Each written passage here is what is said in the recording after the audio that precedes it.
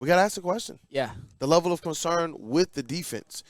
For me, it's always going to rest with the injuries. I believed up to this point they had enough because the guys that were helping them overcome, guys like Aleem McNeil, Carlton Davis, they were still there. And now the news is that their injuries potentially could be season-ending injuries. That's from Dan Campbell himself.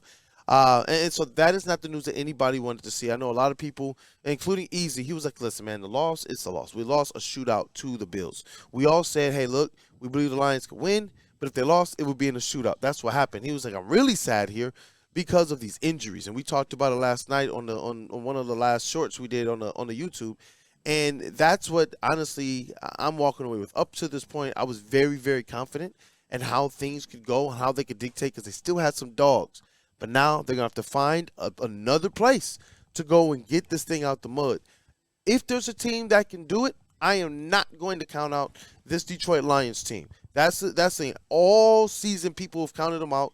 All season people have expected them to kind of just blow this flat tire, and they just haven't. Even in this game, they still didn't. This was a game where Josh Allen went and dictated things. So I'm still confident about this team. I know we're going to put this loss in perspective as the week goes on. But, guys, there's a difference between Josh Allen and the Bills and where the Bears are right now, where the 49ers are. And even though the Vikings are definitely a media darling and they deserve their attention as they're crying for, I'm sorry, they're still not the Bills either. No, they are not. And Easy's 100% right about his point. Losing this game to the Bills just in a vacuum is not detrimental at all as long as the Lions take care of business the rest of the way. If they take care of business the rest of the way, they will be the 1 seed, they will win the division, and that is a guarantee. Fate is in their hands. Absolutely. It's about the injuries. It's about, obviously, we can trust that the Lions will continue to be next man up as they've done all year, with some help, of course, from getting a guy like Zadarius Smith. That goes without saying. But for the most part, they've been next man up. And a lot of the guys that have been heavily contributing to this team, like the Pat O'Connors, like the Mohammeds, like the Trevor Nowatzkis, who wasn't available in the last game, like they've done. It's been amazing what they've done. However, what was so disappointing about this game to me is you went into it thinking, oh my goodness, we finally got some guys back. This is the healthiest we've been in weeks. We got Decker back. We got Aleem McNeil back. We got Pascal. We got Levi. We got DJ Reader.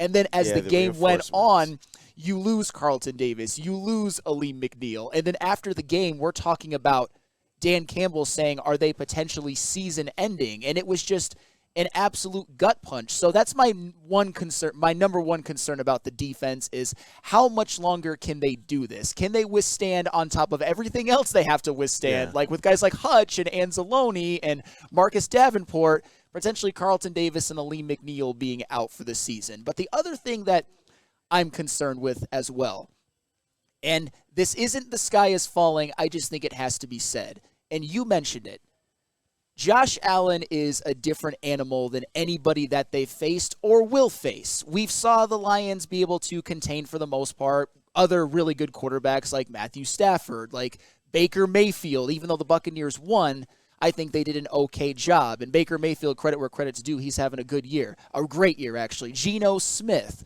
We're talking about Jordan Love. We're talking about C.J. Stroud. The Lions have done a good job against those guys, and they've won all of those games against those guys, except, of course, against Kyler Murray, except, of course, against the Tampa Bay Buccaneers, as we remember. But Josh Allen is a different animal. Josh Allen is the type of quarterback that you might have to face in the Super Bowl. And if it's not Josh Allen, it'll probably be either Patrick Mahomes or Lamar Jackson. Say what you want about Patrick Mahomes this season. He's deadly in the playoffs, and I think it'll be the same this year. In the NFC playoffs, you might have to go up against the combination of Jalen Hurts and Saquon Barkley, or maybe even Jaden Daniels or somebody like that. So the last two bosses on the way to your Super Bowl is probably the number one weakness to the Detroit Lions. Yes, and my point is that this season is Super Bowl or bust. You're not going to be seeing, and I'm not calling the Lions schedule merchants by saying this, by the way, you're not going to be seeing Mason Rudolph or Anthony Richardson in the playoffs. You're going to be seeing like a Josh Allen or a Jalen Hurts or a Stafford with a fully healthy team around him. Maybe. We'll see. They're more healthy now. This is where it's a little bit concerning because even though the Lions defense has taken on injuries and has taken on a lot of attrition, Josh Allen got pretty much whatever he wanted. And some of these injuries injured players you will not have back even if you get to the Super Bowl. So that's what concerns me. And the final thing I'm concerned about this defense, and KG, I think you put this beautifully last night at the postgame show. This is the first game where you're really like, damn, we missed Aiden Hutchinson. Yes. And don't get me wrong, you missed him in other games, like against the Vikings, for example. But this is one game where I can confidently say, if Aiden Hutchinson was out there, I'm not saying Josh Allen wouldn't have had a great game or that the Lions would have necessarily won, but he would have put Josh Allen on his ass a couple of times. You get more than 3 quarterback hits in the game. 1,000%. Yep. You probably get 4 of them by Hutch himself and maybe a sack. You see your cornerbacks get more passes deflected because think about it. Yes. When Josh Allen was rolling out the pocket, my man was comfortable. Yeah. He was comfortable. Even the sacks that he shook off, it was just really like, hey, get off my ankle. But even in the pocket, he had 5-6 seconds to throw the football. So, I mean, what are you going to do? And the no pass rush hands just could not get home. Yes. And that's the thing. Aiden Hutchinson, the Lions, what they have done without him has been a minor miracle. And it's something that we should commend him for and something that they should be proud of. But I'll tell you this, and I know there's been some debate about it. I know you guys had a debate about it on the show, one of the shows in which I unfortunately wasn't able to be here. If he's healthy, if he's confident, if he gets the clearance to maybe play in the NFC Championship or Super Bowl, I think it would behoove the Lions to throw him out there. Only if he's cleared and if he feels comfortable on that leg. That's what I said last night. Easy, KG, and I, we were at Hey Social. I stick and answer. We're holding out on the post-game show. And that was the thing. I said, you know what this game showed me today more than ever is that even though we have this kind of long-term window and people, they want to see Aiden Hutchinson get healthy. I want to see him get healthy. I want to see him have a long and beautiful, wonderful career. But the one thing these guys put it all on the line for, the reason why his leg is in the shape it is right now is because he's doing all he can to try and win a Super Bowl. And if you have an opportunity to guarantee you can step on the field for a Super Bowl and try and make any difference, that's why I said, you know what? You got to go. If he's cleared and the team, his camp, and the coaches and the organization, the doctors, everybody's in lockstep, then, yeah, you got to because, you know what? What did we say earlier in the season? Talent-wise, no, this team has it, and it proved it. This team is daunting. It is vicious. It is the Darth Vader of the NFL if they're healthy. But then we said, you know what? What can slow them down? Because you know what? The stats do prove that this isn't something that just happens. And we said it could be injuries. We knocked on wood all season, and now we see that this thing is something that could definitely slow them down. And to this point, though, still 12-2. Lost a close game to the Bills, in which if something goes their way, maybe they don't fumble the ball, maybe a bounce goes their way, maybe they have an opportunity to win this game. Maybe they get a couple field goals in the first quarter. Everything is still in front of this team, man. I don't want that to go lost, but I know we keep placing the Lions in the Super Bowl. They still have to get there. So, I mean, this is why these injuries, they're starting to become a big problem. They were already a problem, but it was just, okay, you got some guys on IR and the rest are just on the injured list and they'll eventually come back. Now we're getting more and more of our starters on the IR now. So this is something like you got to be concerned about as a Lions fan, just because next man up is cool, but when you're 18 deep into the next man up, like what are you going to do at that point? So, I mean, the Lions, they are doing as much as they can do, and you got to give credit to AG. Like, what I'm not about to do today is come up here and slander AG like the defense hasn't held this team down for a good majority of these games. There's been a lot of games this year in which the defense had to pick up the offense, and we all know what this offense is capable of. But what you saw last night is they got outplayed and they got outcoached, and there's no other way to sugarcoat it. I mean, and some of the things that you saw, I saw some hesitancy from some of your edge rushers. I saw hesitancy from some of your linebackers and even some of your safeties at times, because it's just so hard to play Josh Allen, especially when he's on fire like that. There were times where they were afraid to try and rush Josh Allen because they didn't want to get beat over the top. And there were times where they did all out go to rush Josh Allen and they did get beat over the top. So it's so tough, man, when you're in a game like this. And I continue to say the Lions have not faced a quarterback in which he can run as good as he throws,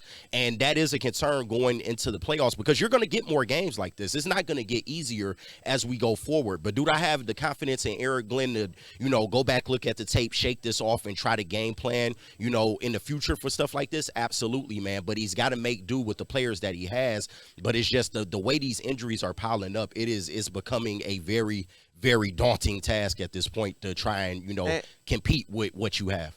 And to be fair, there was a fumble, and so they had to deal with that. There was the onside kick. They had to deal with that. There was some of those points were because they were put in very bad positions as a defense overall. But my thing is this: what the Lions have done very, very well against good quarterbacks this year is limit the amount of opportunities they have.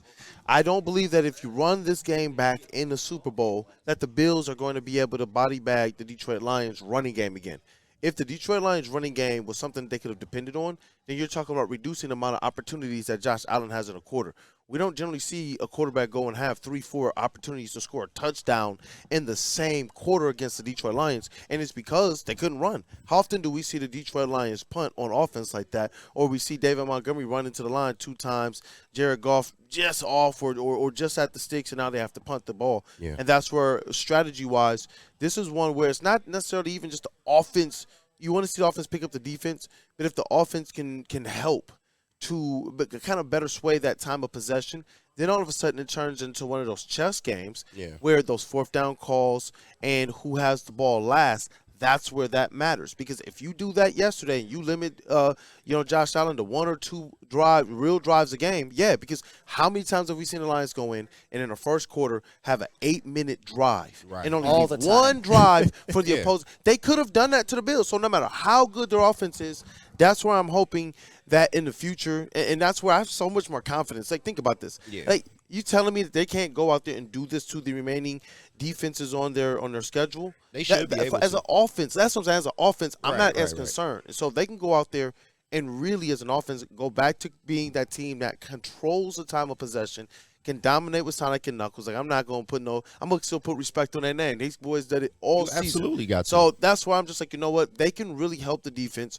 And that, to me, is where then Aaron Glenn can scheme up what he has to scheme up, disguise what he has to disguise, not put as much on tape. Because if you put in your whole first half game, your strategy, all your looks out in the first quarter, you're done. Yeah, well, I don't think they did that. And I honestly think the offense did as much as they could. Like I said, besides the first quarter, which the opening 3 and out turned out to be very, very detrimental to the momentum of the Lions. But besides that first quarter, I thought the offense played great, even, in the absence of a rush game. I'm putting this more, I guess, on the interior of the defensive line because the run game for the Bills was it was working, and it didn't matter whether it was Josh Allen, Ty Johnson, I forgot the other back's name, Ray Davis. Yeah, Ray Davis. James Cook, yeah. It was all working, and that's something that we haven't seen from the Lions, regardless of who's been out there. The rush defense has been great. If you could have made Josh Allen one-dimensional, then maybe he makes more mistakes.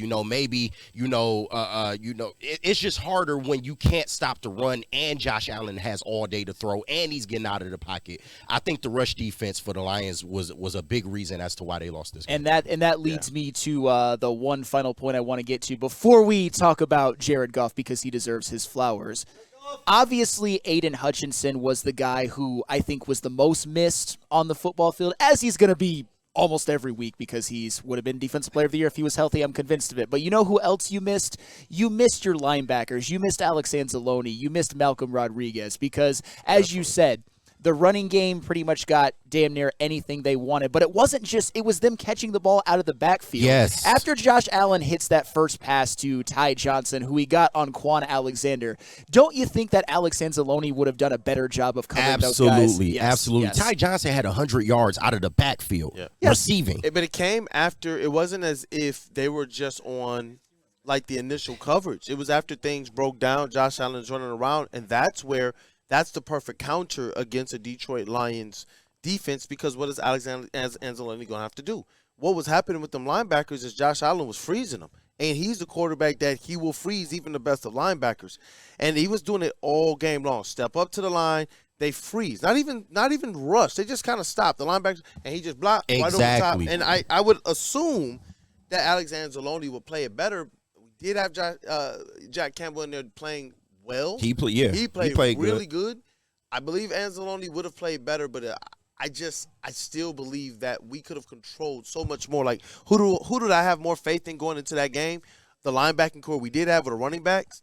I would have assumed that we could have controlled some aspect of the time of possession against the Bills defense. Yeah. Like, it's a much taller task for me to expect that core linebackers and Aaron Glenn to scheme up stopping the Bills. Right, but what did I tell you on Friday? This is a talented but inconsistent Bills front four. Yeah. And I did think the Lions offensive line would be able to just go in and maul them, but they have talent, man, and they just schemed it up, bro, and they did it without, sending a lot of guys on blitzes. They got it primarily with their front four and occasionally sending a linebacker in there, but you got to give credit to the Bills defense. They just had a good game plan, and they schemed it up against our offensive line. They did. They did. Tip the cap to them, man.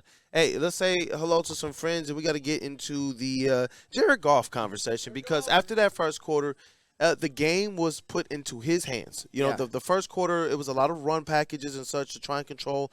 And after they say, Jared Goff, we just need points, bro.